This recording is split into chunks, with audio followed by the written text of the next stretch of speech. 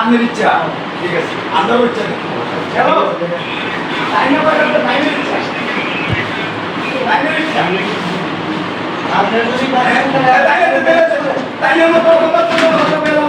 দিদি ঠিক আছে ঠিক আছে ঠিক আছে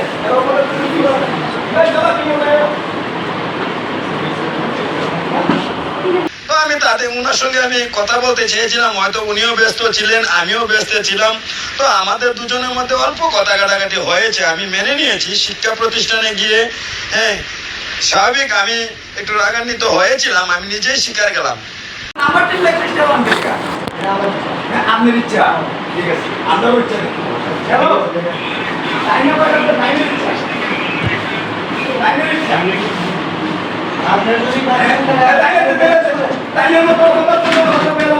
দিদি